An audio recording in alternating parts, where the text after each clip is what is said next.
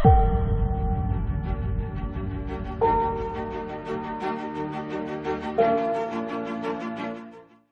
dear viewer, dear listener, my name is Mompoloki Lerumo Mogobe. I'm coming to you once again with another exciting episode of Mogobe Nuggets of Wisdom podcast. It's always a privilege to come to you with new and impactful content. And this time around I have a doctor, a child psychologist no less, Dr. Lulu Tlale. But as always, I like my guests to introduce themselves. Welcome to the studio. Thank you. Thank you for having me. It's a privilege. As you mentioned, I'm a psychologist. I'm a counseling and developmental psychologist based here in Gaborone with Tuso Psychotherapy. And we see children, adolescents and adults, but majority of the people that we do see are children and adolescents from the ages of 18 months. 18 up to? Well, because we see adults as well, it's up to. Oh, it's unlimited. Yes, okay. It's unlimited. All right. So, why psychology? How did you get into psychology? I had a very good friend in high school who had issues with mental health. And so after 1 year at Rhodes doing, wanting to go into zoology, I realized it wasn't quite for me and had to take some time out. So you switched from zoology to psychiatry after what, 2 years, 3 years? No, it was a year. Oh, okay. It was 1 year. We're going to talk about child mental health and its importance. Can you get the ball rolling by telling us why it's an important subject? Why is child mental health important, especially in the context of Botswana? Well, child mental health is important because mental health basically will impact on a child's ability to learn. It will impact on their behavior, and then it will also impact on their ability to emotionally regulate, which is how they handle the range of emotions. So if, and when we talk mental health, we're talking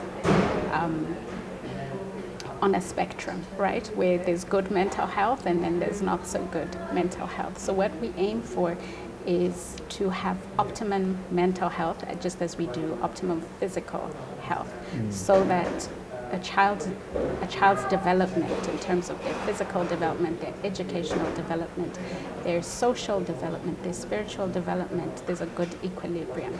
So when they are struggling with issues of mental ill health, then their learning is going to be impacted, their behavior is going to be impacted, and their emotional regulation capabilities are also going to be impacted. And that obviously then has an impact on the family in general. Would you say mental health is just as important as physical health? Absolutely. And would you put them at par, or one is more important than the other? I put them at par. And I think because, mental health, we tend to focus less on it because you don't really see it. Whereas with physical health, if I'm coughing, you see that I'm coughing. But there are a lot of mental health issues that we struggle with, which are very internal and are not necessarily externalized. And that doesn't make them any less important. I think to have good physical health, you also need to have good mental health. That's true. The other thing I want us to talk about is how to differentiate between normal childhood and anxiety. And since this is a show primarily about entrepreneurship, I would really want you to contextualize it and maybe even answer the tough question of whether, if you have poor mental health, you can become a successful entrepreneur, or whether there's an impact on your ability to be a good entrepreneur. You would relate to this since you are a business person yourself, and you do have to watch, the bills and watch the overheads and so on. So maybe if you can just unpack that subject and touch on those points. Okay. So normal childhood anxiety would be your normal things. I mean, we know most children are afraid of monsters, for instance. The fictional monster that doesn't necessarily exist. They're scared of the dark, you know. And I know I was afraid of the Loch Ness monster and Bodimo and that kind of thing. Yes, those kind of things. So those are normal childhood fears to have. You know, being scared of certain types of voices just because, you know, it may be a bit too raspy or something like that. But now, to differentiate that from anxiety, anxiety would be a worry that's a lot more persistent, you know. So you differentiate the fear from its persistency as well as its intensity. Okay. So if we take, for example, the monster, okay, Bodimo, you know, we're also, you're scared of Dimo. Yes. And compare it to a child who has social anxiety. Okay. So a child with social anxiety would actively avoid any sort of situation where there are a lot of people. So they would be scared of going to school. They would be scared of going to parties, going to church, so any sort of situation where there are a lot of people, they would actively avoid those situations. They would constantly be worrying about, so while they're in school, their focus is worrying about, you know, what other people are, you know, thinking, saying about them and all of that. Whereas we have the normal school anxiety, which may be, you know, the first day of school, you know, you don't know who your teacher is going to be, who are your friends still in the same class as you, that sort of thing. So do you want to link it to entrepreneurship? Yes, in that, remember, like I said, that, you know, with good mental health and your ability to learn is good, right? Now, if you grow up with anxiety or as a child with any sort of psychological disorder, it's going to impact on your ability to learn. Now, having said that, you know, learning in the school sense doesn't necessarily lead to success in life. We know of many people who are not necessarily Who are successful. top-notch students, but they didn't do very well in because real life. In real life, because of the imbalance, like I'm saying, with, you know, it's one thing to be intellectually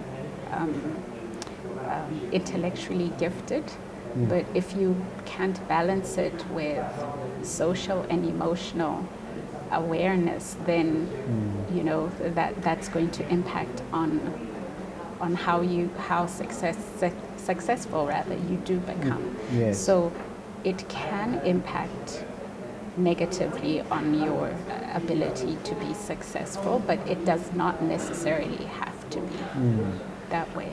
What are the principal causes of anxiety in children? I think that's the next aspect that I want you to spend a bit of time on. Okay. It's basically an interplay between genetics and environment, okay? So just like, let's say with asthma, a child may inherit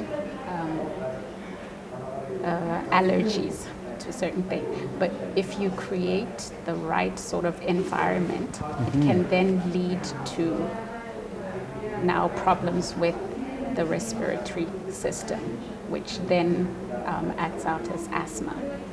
So in the same way, we find that a lot of children that have anxiety will probably have somebody within their family that has struggled with issues of anxiety.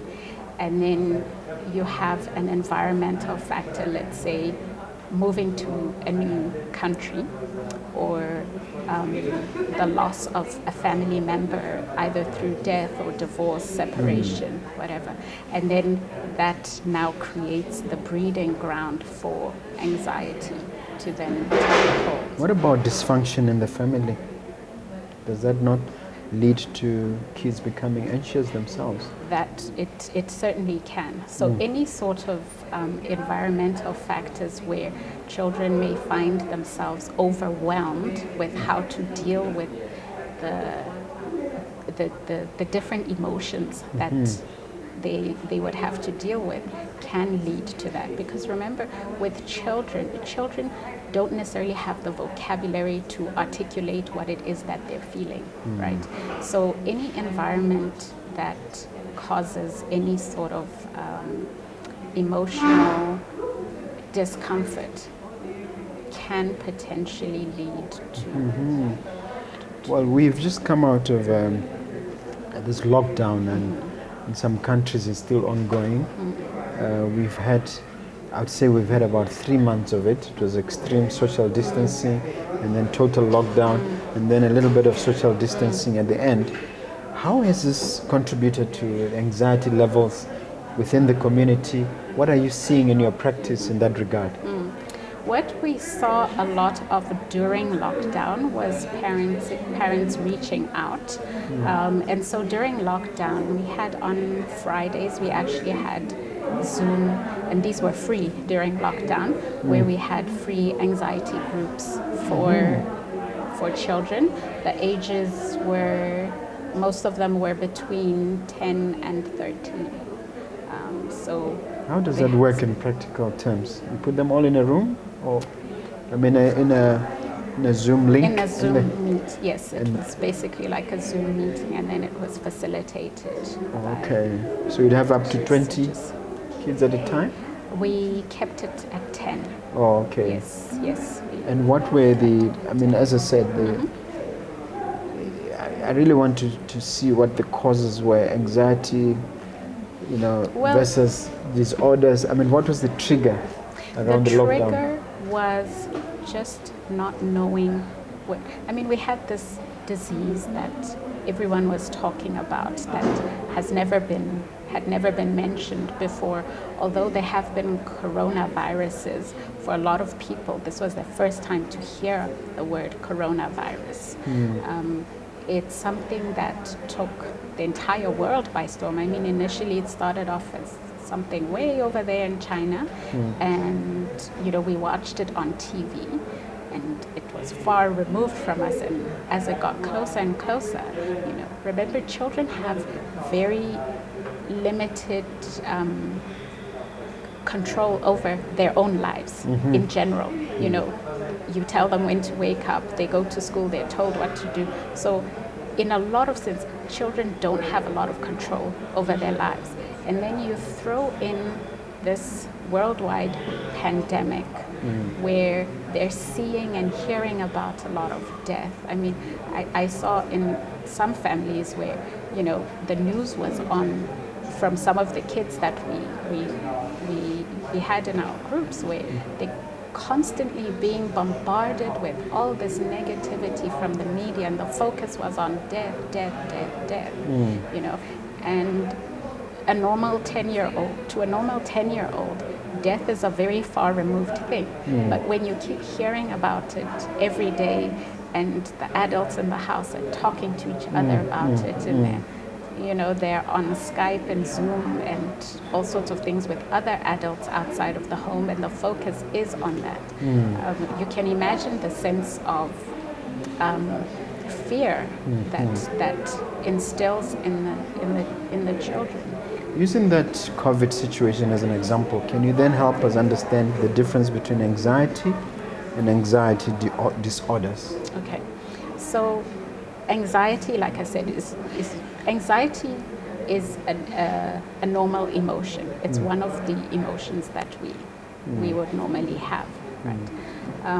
Now, an anxiety disorder is now where the anxiety, the fear and worry literally takes over in your mind. So your focus a lot of the time is on worrying about the thing or things that cause you anxiety. So with children, it would come out a lot as it may come out as irritability. It may come out as aggression even. You would find a lot of complaints about tummy. My tummy is sore. I don't feel well. My tummy, my tummy, my tummy. Headaches are also another big one. But we find in practice a lot of times, like issues with the tummy tend to be a very... So how would you link it to COVID? I mean, as an example, the COVID situation, a child responding to COVID who's just normal anxiety would do what? And a child who's now manifesting a disorder in response would do what? Okay, so a child with normal anxiety would understand COVID as something, it's a disease that's out there and we don't want to get it, right? Now somebody with a disorder would focus so much on COVID that literally everything, every few minutes they're asking questions related to COVID. So they're asking, sanitizing, cleaning up, doing all kinds of things. Cleaning up around themselves. Non-stop. But mainly, the main thing with anxiety, 90% of anxiety actually happens in your brain. It's the constant rumination of thoughts about the thing that you are anxious about. All right, before we break it down, I want to just ask as a general question about Botswana and Botswana. How well did we cope mentally around the COVID situation as Botswana? I think, given that this was a new phenomenon, I think overall we did quite well.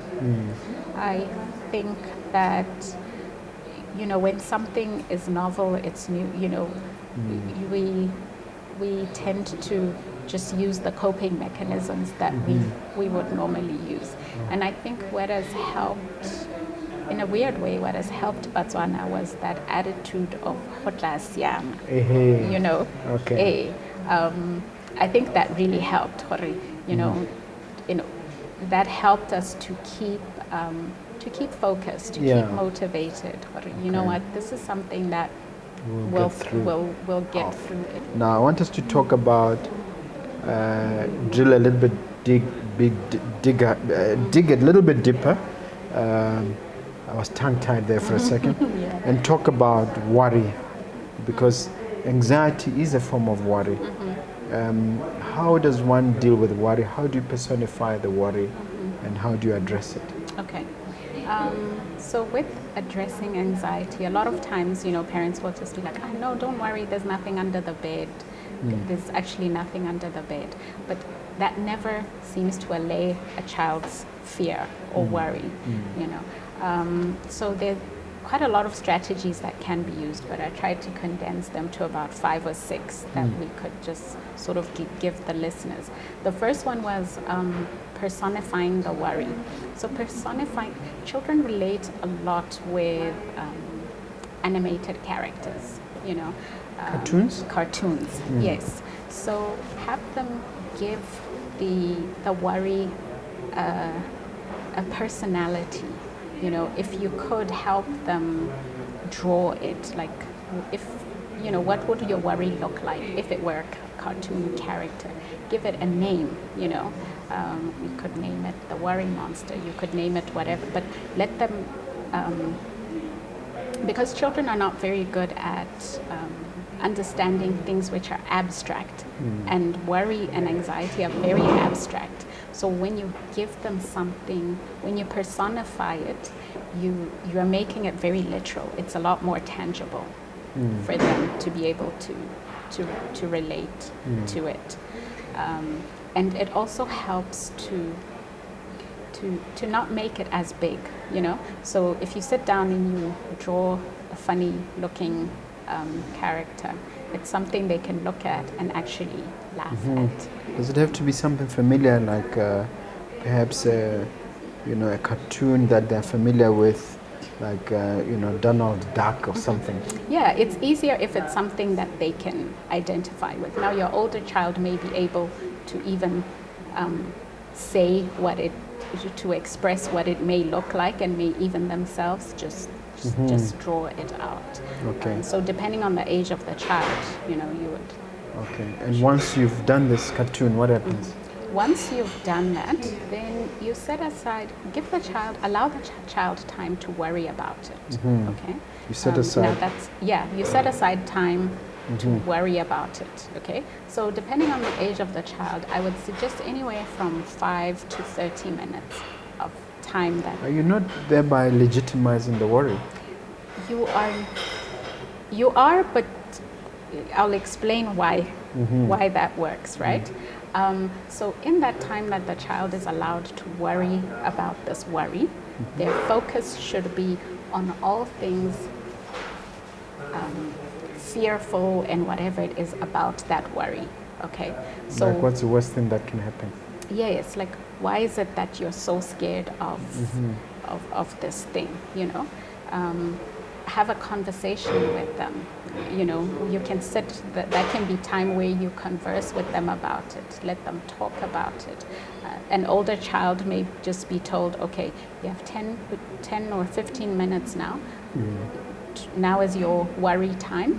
Go and do your worrying. So that way you're actually you're validating their worry, that it's a legitimate. So in other words, you're not them. minimizing it, and you're not dismissive of it. Right, you're not dismissive of it, you're acknowledging it. And what you'll find is that over time, so 10 minutes a day of just focusing on the one thing, it goes from this thing that really causes me a lot of fear to, okay, now I'm getting bored. Okay, so if it's not an anxiety disorder, then with time, just doing that thing. Sounds to me like this can also work with adults. Yes, it could certainly work with adults. Seems very effective. It would potentially be very effective. Yes. Yeah. So that's how, like, you were worried that maybe now you're spending too much time on the worry. But doing that actually a lot of times leads to boredom eventually. And then they're able to better let go of that fear. So in other words, what may originally seem like a monster eventually becomes like boring harmlessness. Yes. Something that is boring and harmless. Right, Okay. precisely. Yeah.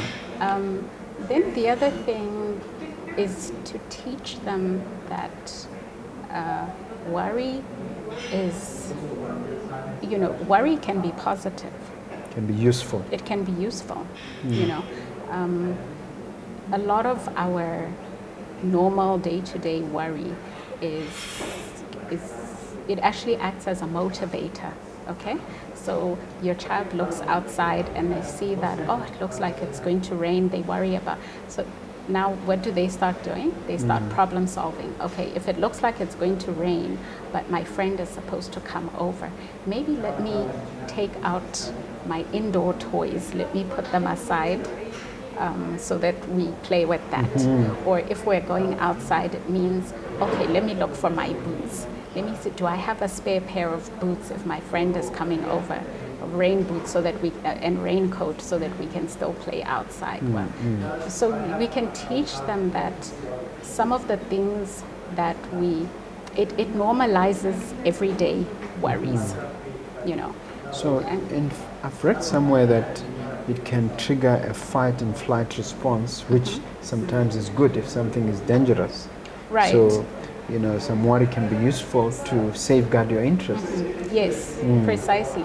And that's why it is, anxiety is one of the range of emotions that we have naturally, because it does and can serve a purpose. So it's not necessarily a pathology all the time. No, it's not necessarily a pathology. Where it becomes a pathology, then of course it's a lot harder to use it usefully. Okay. Yeah. When we were prepping for this discussion, you talked about creating a relaxation kit. What is that all about? Okay. So this is where this talks to the issue I talked about emotional regulation, right? So a child who worries about things a lot means they're not able to calm themselves down. So relaxation kit, it could be a box, where you put in things, you decide with the child what things they think would help them to relax, okay? And you put the things in there. You could put in a set of puzzles. There are also things which are scientifically proven to be very relaxing, like we have what's called kinetic sand, okay? And it's sand that has a very nice, soothing sort of texture to it. So just sitting there and playing with kinetic sand can tend to calm kids down. I've seen adults having a thing called a stress ball. A stress ball. Someone gave it to me for Right. Christmas. Yes. I don't know whether they implied I was stressed, but it's quite handy. Yes. So it's similar to that. So similar to that. Okay. But with children, then you want to give them different options, so that it's not the same thing. And they know that, okay, today I'll use this.